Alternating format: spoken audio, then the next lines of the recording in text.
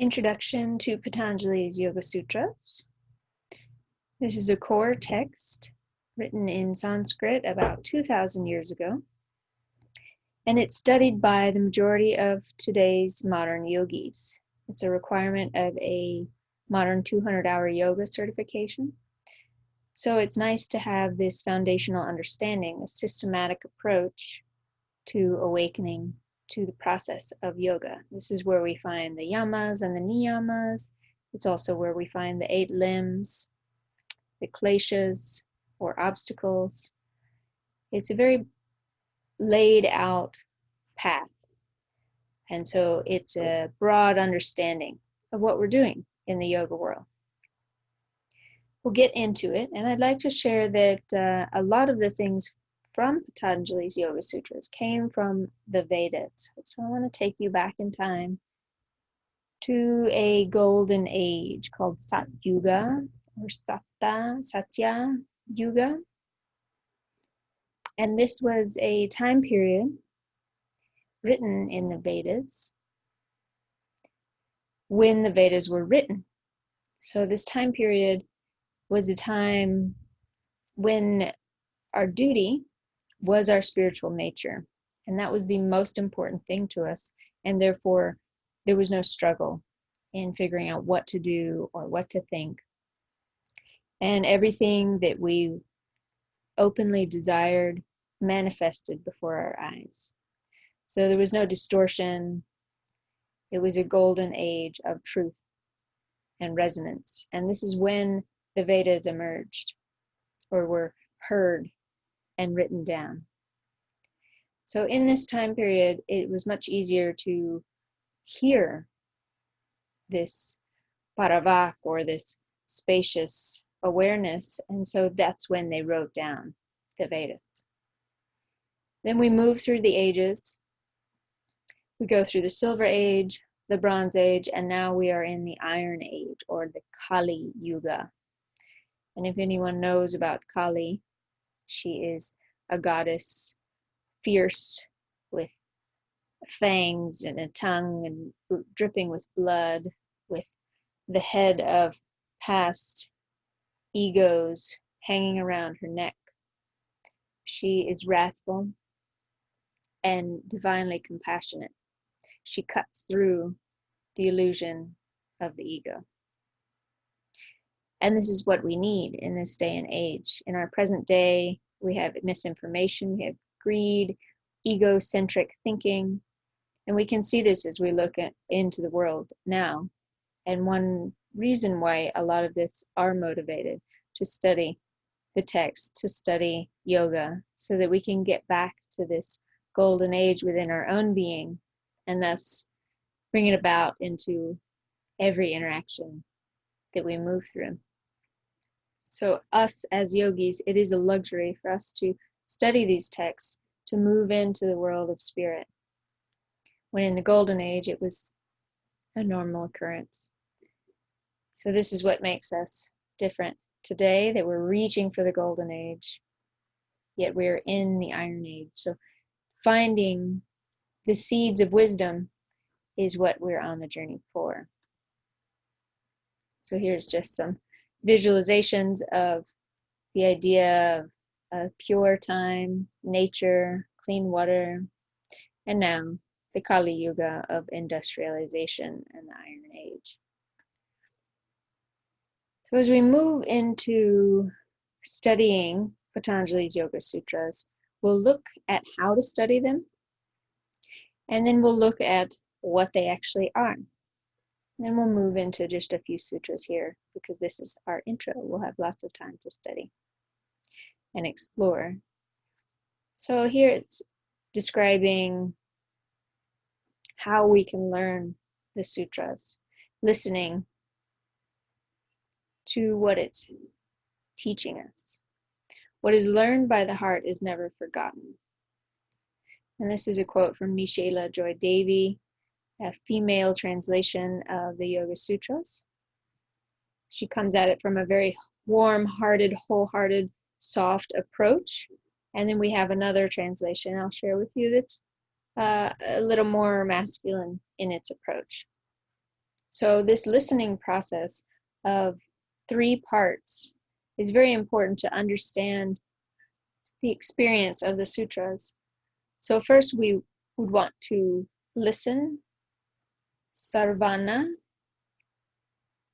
So listening. What is listening? What is deep listening? Is it meditation? Is it thinking about what's going to happen next? It's taking it in, listening, hearing it, maybe reciting it a number of times. We can repeat the mantra or the sutra. And this is one form of the integration process. So listening to it be chanted or said. Mana'ana, reflecting. So reflecting on what that listening meant to you. What do you hear in it? What can you reflect to clarify? What does it mean to you? So this reflection process of how do I take that sutra and turn it in? Nidayana asana, nidhyasana, experiencing. So this is the next part. We reflect. Can we experience the sutra? Can we really step into what it feels like, what it is in the experience direct? I invite you to take on these 3 aspects of listening, these 3 aspects of learning the process of the sutras so that we can digest them fully as we move through. So an overall view of the sutras, as we said, they were written about 2,000 years ago, a collection of previous works. So these ideas that are coming across in Patanjali's Yoga Sutras are not necessarily new ideas, even in Patanjali's time. They were collected and written down into a succinct system. So there was lots of work coming up to the writing down of Patanjali's Yoga Sutras. There's 196 sutras and 4 padas. Padas are the books of the sutras, so separate chapters, you could say. And when we look at the word Patanjali, so some people believe Patanjali to be a man or a group of people who wrote down the sutras. No one really knows exactly who Patanjali was. If we start to dissect the word, Pat often translates to serpent, which could represent the Kundalini, making it a very tantric approach. And Anjali in reverence to, so Anjali, Pat. So in reverence to the serpent, in reverence to this divine energy that is within us. And then sutra, so su can often, the seed word of thread can mean thread, to suture, to sew things together. So su, and then tra is transcend. So we expand, we move past. So it's a thread that helps us to move into this space of transcendence. And also they're like little pearls of wisdom that are condensed. They are often very simple in their translation and just a few words, so that all the extra writing or commentary, which would be culturally understood, is left behind, and the seed of the teaching is carried through time and space, so that when we open it and we start to unpack the meaning, let the words open within our being, within our mouths, within our minds, then it starts to become relevant. Again, it's a carried word. It's a living word coming across space and time, independent of culture.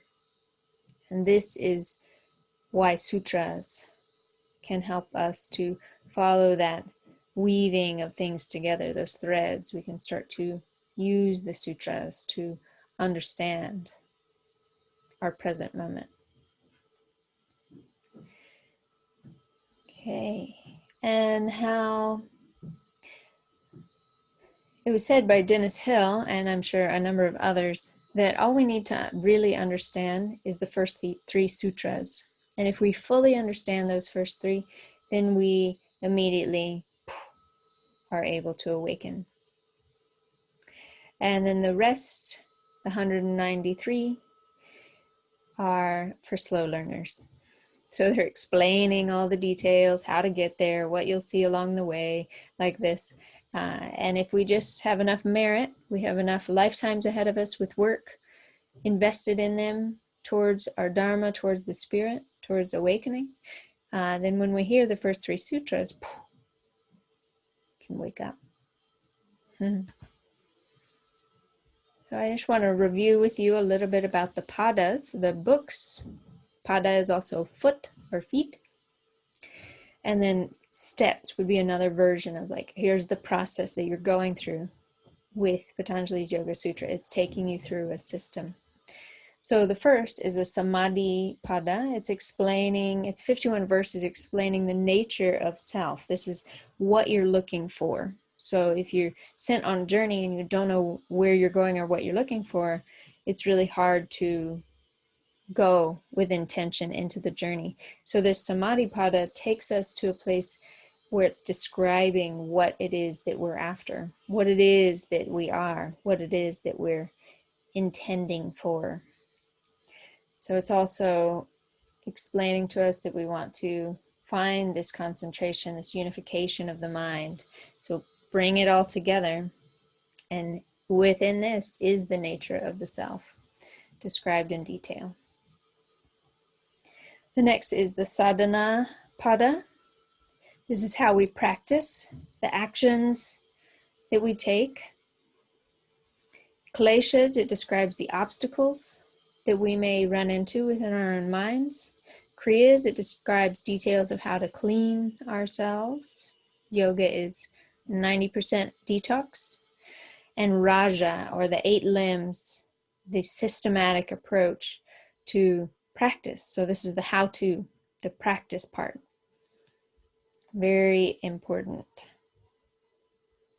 The Vibhuti Pada is 56 verses on the resulting psychic powers. So these sound very exciting. Often people get very excited about your ability to levitate or psychically see through people's BS. There's lots of resulting powers that yogis receive when they start practicing very thoroughly. And within this pada, it describes to us what those are. They're called siddhis, and what is best to do with them. Basically, that's to acknowledge the powers, the resulting powers, move on, and do not get caught up in the powers because our ego is not dissolved enough, because it will appropriate, it will take those powers and make them useful for itself. And so the ego, we need to be able to control the ego before we can give it powers. And the next is Kaivalya Pada. This is describing the path to liberation. This is 34 verses describing karma, the individual and the cosmic self, and samadhi, Kaivalya, liberation. So this is the other descriptions of where we're going. More along the path of when we've gotten there. Some broader concepts. So this is how we break down Patanjali's Yoga Sutras, and we'll get started with our first Yoga Sutra. 1.1, it's in the very beginning, so it's describing to us the nature of the self, because it's in the first pada. Atta Yoga Nusasanam. So this Nusasanam, I made the N capital because there's a little mark on the top of it, so it's almost got like an A in front of it. Atta Yoga, so the A is pronounced longer. That's where I don't have the mark, so I just made it capital. It helps us pronounce it better. Anusasanam. Okay, so this, when translated by Dennis Hill, who has been a wonderful teacher with SYI for a very long time, and he's now left his body. We still like to teach in his name and share with you his approach. So now yoga is his translation. Very straightforward, very basic. Now yoga. When? Now. What? Yoga. Done. So you can sit with that question, like now yoga, when yoga? What does that mean? What is yoga? So yoga is that union, right? It's really stepping into that united consciousness. And when do we do that? We have no other time than now. There is no other time than now.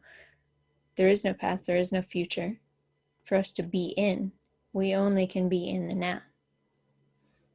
That is either infinitely long or infinitely short. Now, yoga. So it's a very nice, straightforward approach. Direct. And you'll see that this is Dennis Hill's way of approaching the sutras. It's very direct. The next translation comes from Nishela Joy Devi. So she has written a feminine approach to translating the sutras. It's very nice. It's very wholesome. I described her a bit earlier. With humility, we embrace the sacred study of yoga. So this is kind of describing the approach of the heart with humility. So really being humble in this embrace of the sacred study of yoga. So a little more wordy, and we start to feel it a little bit more. There's one more translation that I have here with you. You, of course, can have other translations and digest them. Now, concentration is explained. So this is Swami Vivekananda. Now, concentration, the collection, is explained. So the yoga is part of the explaining and the concentration. So whichever one of these sits well with you, or maybe taking a little piece from each one, we can once again repeat the Sanskrit. Atta Yoga Anusasanam. Atta Yoga Anusasanam. This can sit with you, just repeating the Sanskrit. Next, we can reflect. Okay, now yoga, what does that mean to me? What does humility mean to me? How can I embrace the sacred study of yoga? What is concentration? Asking these questions, reflecting.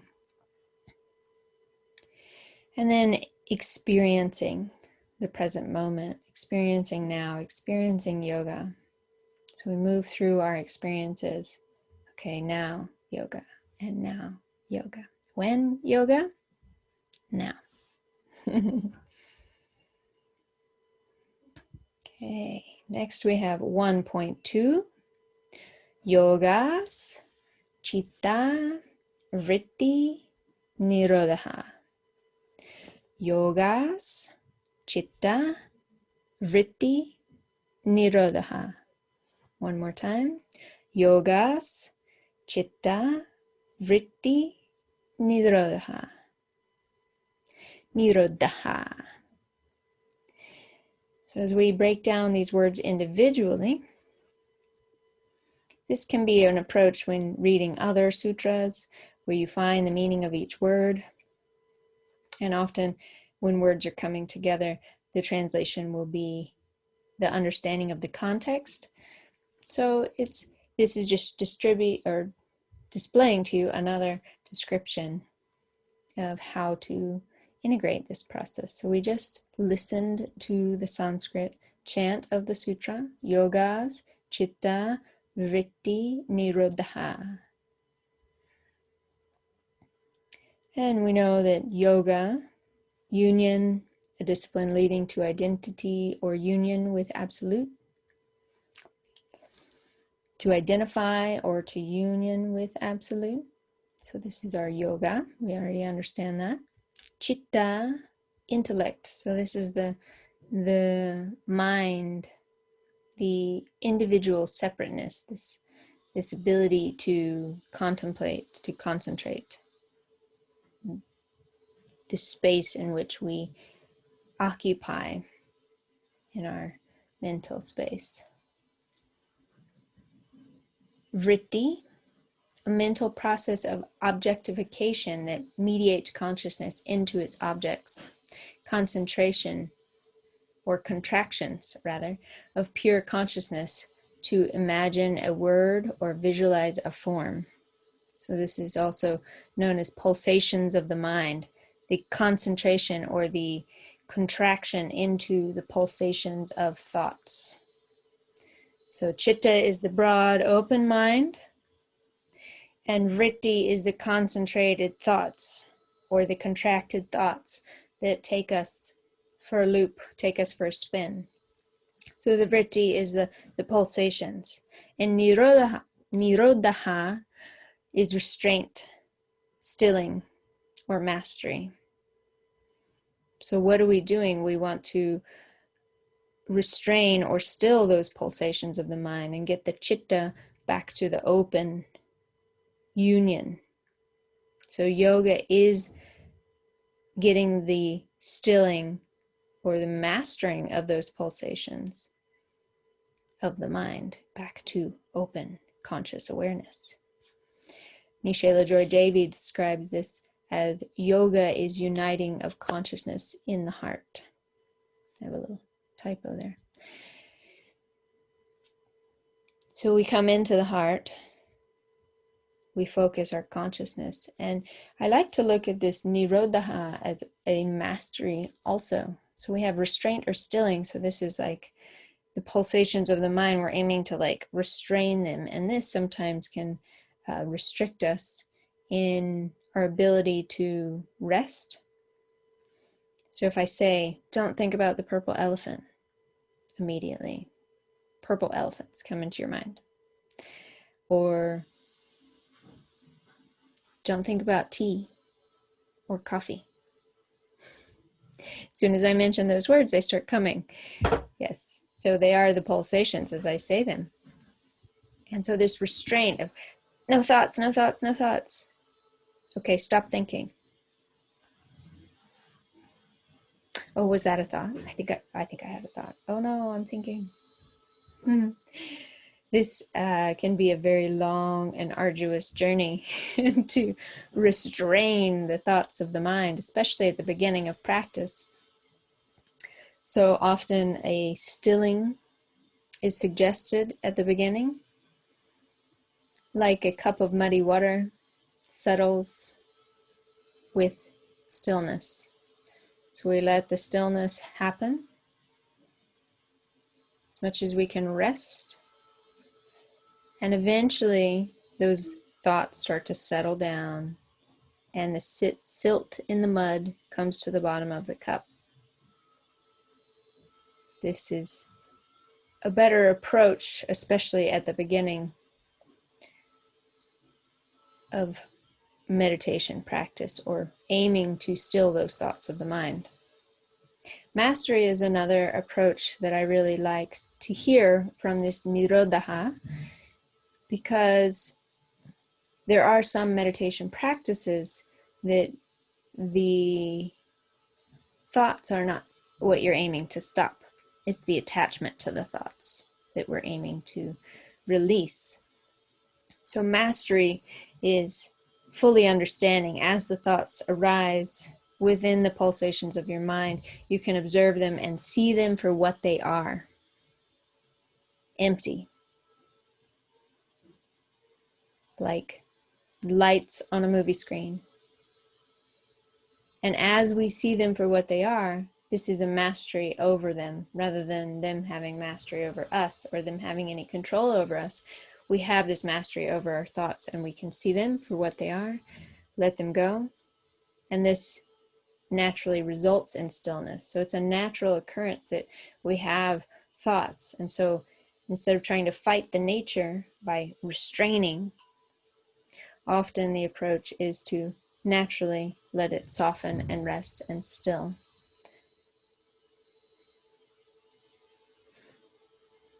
So sit with that one, experience it as you can. You can listen to it again, reflect upon it. What does this mean to me? What are my thoughts? How can I see the pulsations?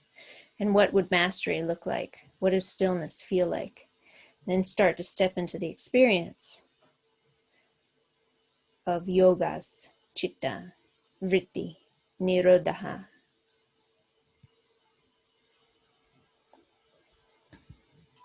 Last one for our opening and our intro, just to get into our foundation here. We have tada, rastu, svarupe, vashtanam. Tada, drastu, svarupe, vashtanam. Then the impartial witness abides in its own true nature. Dennis Hill. Then, so then as in when we're practicing yoga, after we've stepped into the experience, the impartial witness, who is this? Abides, sits, observes, waits, abides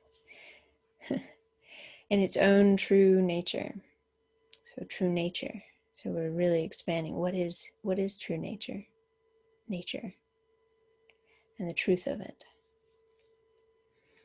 Nishela describes it as united in the heart, consciousness is steadied. Then we abide in our true nature.